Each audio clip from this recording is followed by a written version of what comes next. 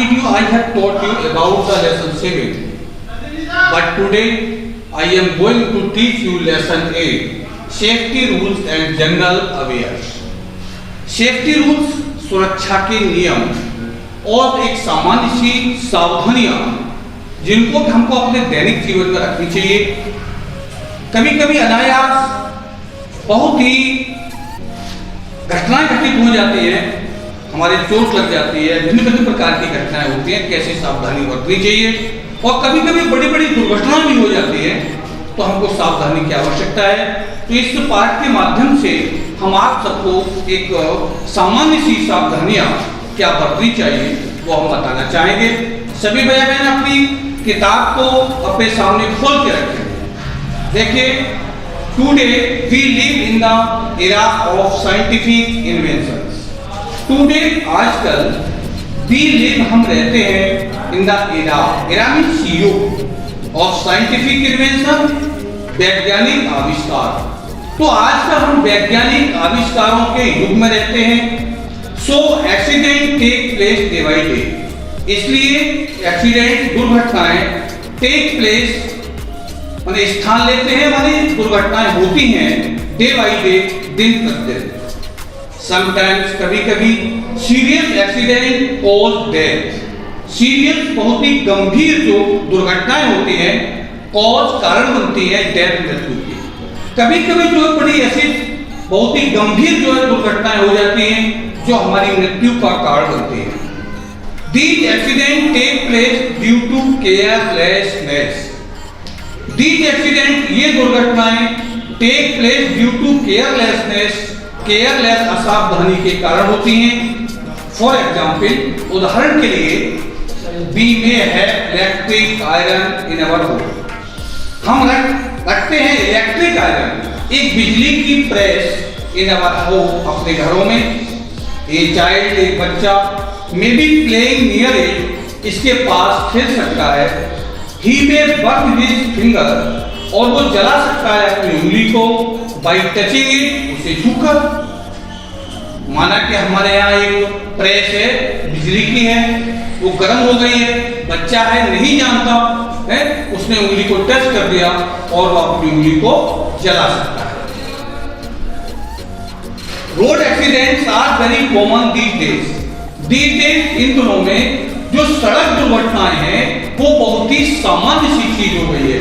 आए दिन हम सुनते हैं कि वहां सड़क पर एक्सीडेंट हुआ, उसकी बाइक से एक्सीडेंट हुआ, बस वहां टकरा गई।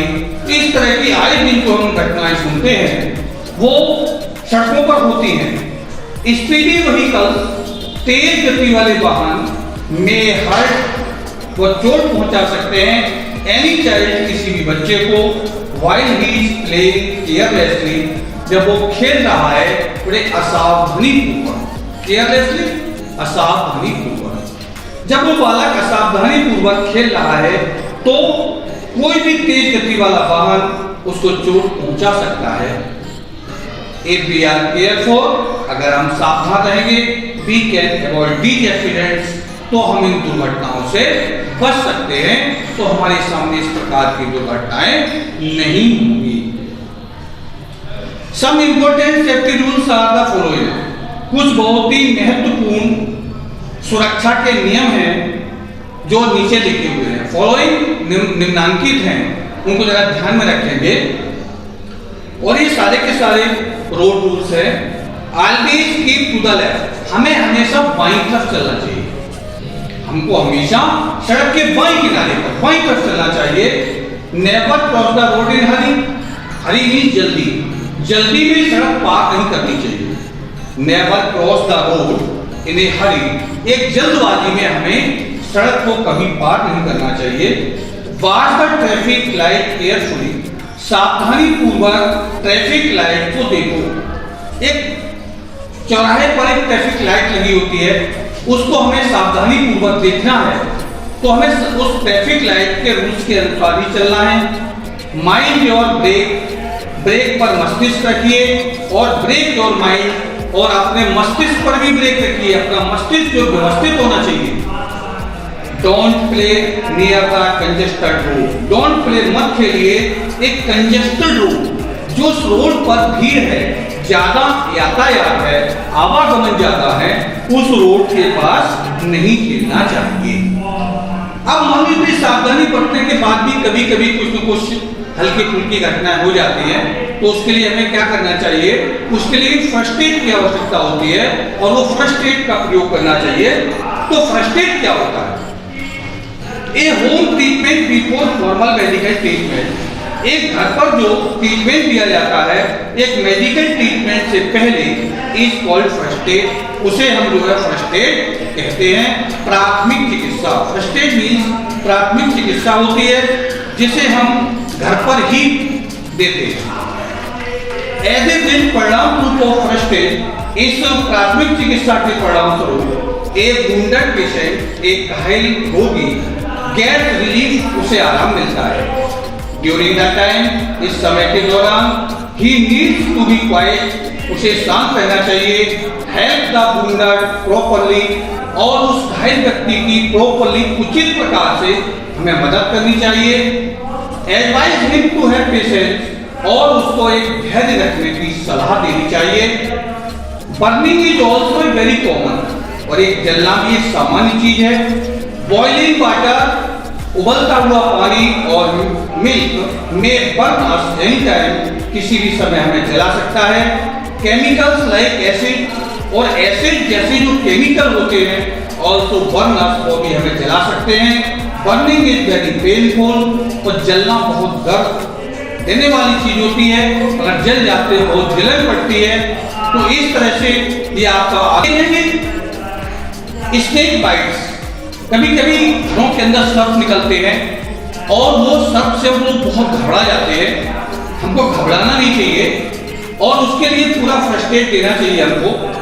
एक someone is bited by a snake, अगर किसी व्यक्ति को सर्प ने काट लिया, वैसे सर्प काटता नहीं है, हम लोग जितना सर्प से घबराते हैं सर्प भी हम लोगों से उतना घबराता है और वो भी भागने की कोशिश करता है, काटने की कोशिश नहीं करता। लेकिन हाँ, यदि कहीं वो धोखे से दब जाता है, हमारा पैर पड़ गया या किसी कारण से, तो वो जरूर फन मारता है। और मान लीजिए ऐसी स्थिति हो भी गई है कि if someone is bitten by a snake, यदि किसी व्यक्ति को एक सर्प के द्वारा काटा गया, he needs first aid, तो उसके सबसे पहले फर्स्ट एड की आवश्यकता होती है, एक प्राथमिक उपचार की आवश्यकता होती है। क्योंकि the poison mix up with blood very quickly, जो जहर होता है वो मिक्स अप मिल जाता है विद ब्लड, खून के साथ, वेरी क्विकली, बहुत शीघ्रता से। जो जहर है वो खून के साथ बहुत ही शीघ्रता से मिल जाता है। इट अफेक्ट्स, ये प्रभावित करता है हार्ट, हृदय को, एंड माइंड और मस्तिष्क को वेरी सून, बहुत जल्दी। इट कॉजेज डेथ, ये मृत्यु का भी कारण बन जाता है। The wounded or affected part of the body, वो घायल और शरीर का जो प्रभावित हुआ भाग should be bound tightly, उसको ठीक प्रकार से हमें बांध देना चाहिए कस के। If you do not do so, अगर तुम ऐसा नहीं करोगे, the poison will reach the heart, वो हृदय के अंदर पहुंच जाएगा, along with the blood, blood के साथ। जब ब्लड जो है सर्कुलेशन में आएगा और सीधा सीधा हार्ट के अंदर जाएगा, तो वो जहर भी ब्लड के साथ में हार्ट तक पहुंच जाएगा। The bandage will slow down the speed, और बैंडेज जो बांधते हैं इससे उसकी गति धीमी होगी, with which the poison spreads, जिसके साथ वो जहर फैलता है। जब बांध देते हैं तो उस ब्लड की जो गति होती है वो धीमी हो जाती है, और ब्लड की गति धीमी होगी तो पॉइजन भी उस हार्ट तक नहीं पहुंच पाएगा, और तब तक हम जो है किसी उपचार को अपना लेते हैं और फिर हम ठीक हो जाते हैं। ब्लीडिंग एज, अब मान लीजिए घाव हो रहा है, ब्लीडिंग हो रही है, माने रक्त बहुत बह रहा है, रक्त निकल रहा है घाव से, क्या करना चाहिए? देखिए, during accident bleeding is a natural thing. Accident के दौरान एक ब्लीडिंग होना, रक्त बहना एक स्वाभाविक चीज होती है, नेचुरल थिंग्स होती है। A little bleeding stop by itself, एक हल्की फुल्की अगर कोई ब्लीडिंग है, धीरे धीरे कहीं थोड़ा बहुत रक्त बह रहा है तो वो स्वतः ही बंद हो जाता है। एक fearful speedy bleeding और एक भयानक रूप से जो ब्लड बहता है, needs the following tips, उसको निम्नांकित टिप्स की आवश्यकता होती है। हमें निम्नांकित टिप्सों को अपनाना चाहिए। क्या है वो टिप्स? देखिए, number 1, wash your hands before treatment. Treatment से पहले अपने हाथों को धोइए, क्योंकि हमारे हाथ गंदे हो सकते हैं, किसी चीज को हमने छुआ हो और वो घाव के लिए उचित नहीं है, इसलिए हाथ को ठीक प्रकार से धोइए। Use antiseptic liquid to clean the wounded part, और घायल भाग को साफ करने के लिए एंटीसेप्टिक द्रव जो होते हैं उनको प्रयोग करना चाहिए। It needs a clean bandage to control the bleeding, और इस ब्लीडिंग को कंट्रोल करने के लिए, इस ब्लीडिंग को रोकने के लिए it needs a clean bandage. Bandage बहुत साफ होनी चाहिए, गंदी नहीं होनी चाहिए। The bandage should not be wrapped tightly, और उस बैंडेज को बहुत ही कड़ाई से नहीं लपेटना चाहिए, इतना बहुत ढीली भी ना हो लेकिन बहुत ज्यादा कड़ी भी नहीं होना चाहिए। Make the wounded patient lie down, और फिर उस घायल रोगी को लेटा देना चाहिए। The wounded part must be higher than the rest of the body, तो जो घायल भाग है वो ऊंचा होना चाहिए अपेक्षाकृत शेष और शरीर से। जो हमारा शरीर है उससे जो घायल है, जहां से रक्त बह रहा है, वो भाग हमारा ऊंचा होना चाहिए। और कंसल्ट ए डॉक्टर, और लास्ट है हमें जो है डॉक्टर से परामर्श करना चाहिए। इस प्रकार से ये टिप्स हैं, ये टिप्स हमारे दैनिक जीवन के उपयोग के हैं। सभी भैया बहन इन टिप्स को केवल पढ़ना ही नहीं तो अपने जीवन में व्यवहार में भी ला सकते हैं, और इसके वर्ड मीनिंग आपको सेंड कर दिए गए हैं। शेष एक्सरसाइज व्हाट्सएप से सेंड कर दी जाएगी, ठीक प्रकार से इसको पढ़ेंगे। Thank you.